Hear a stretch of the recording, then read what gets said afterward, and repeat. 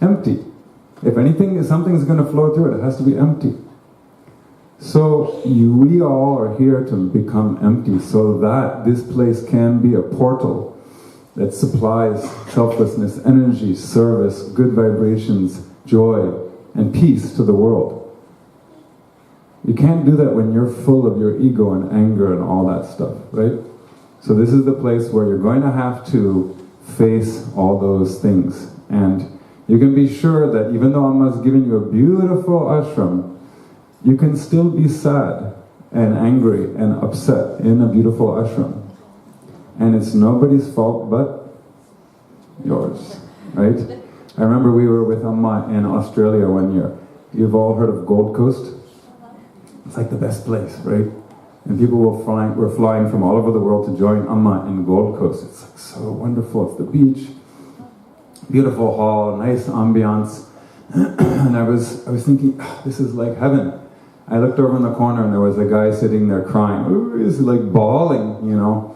I don't know, maybe they were spiritual tears, but you know, maybe not, you never know. And I was looking at him, and the funny thing is he was wearing a t-shirt that said, Mr. Happy.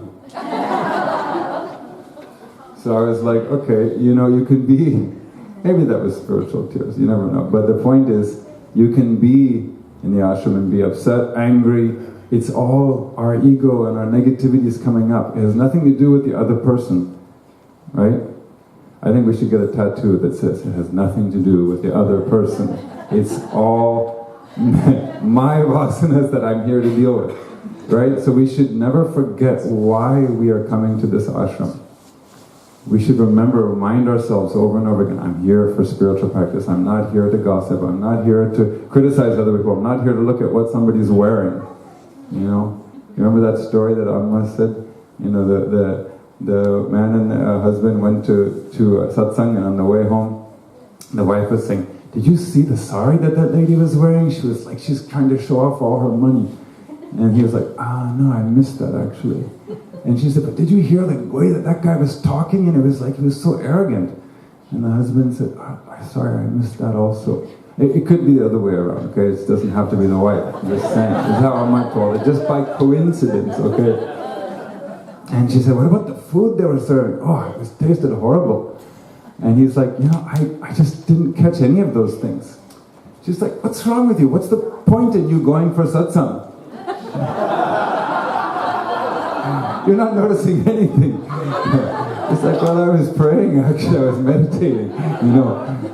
So we should not forget why we're coming for satsang and coming to the ashram. So you are here to purify the mind, reduce our vasanas and our ego. Here to reduce the ego, reduce the ego, reduce the ego, right?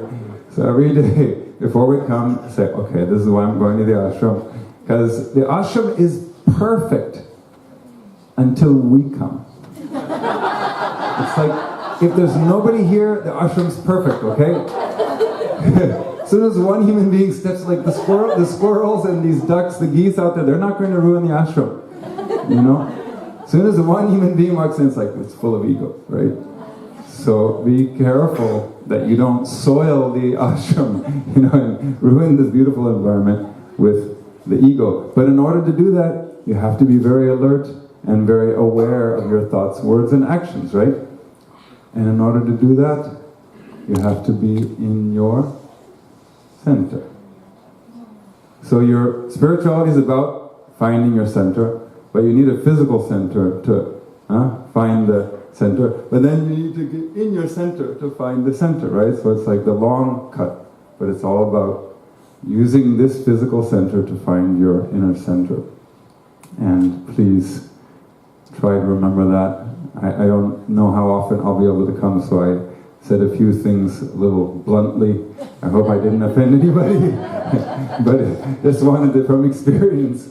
You know, this is one of the key things we all need to be really careful about. So with that, I won't take up too much time, and I am so happy for all of you, and there's such a beautiful opportunity for this region to, you know, grow yet even further on the spiritual path with Amma's grace. Thanks for having me here today.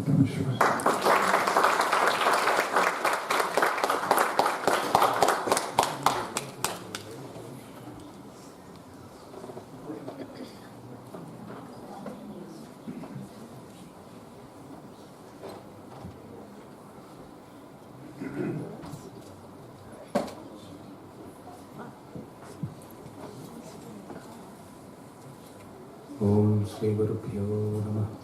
Hari Om.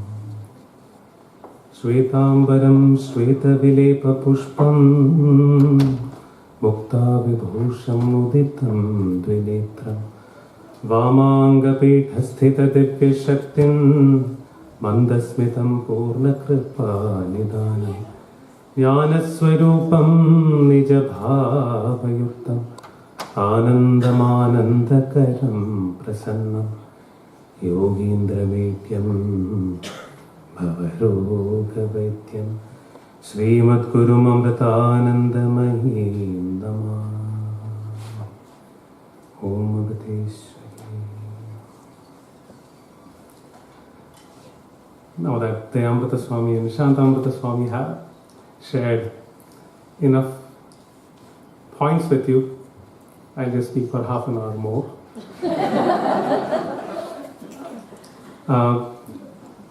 I definitely have discussed these points with you.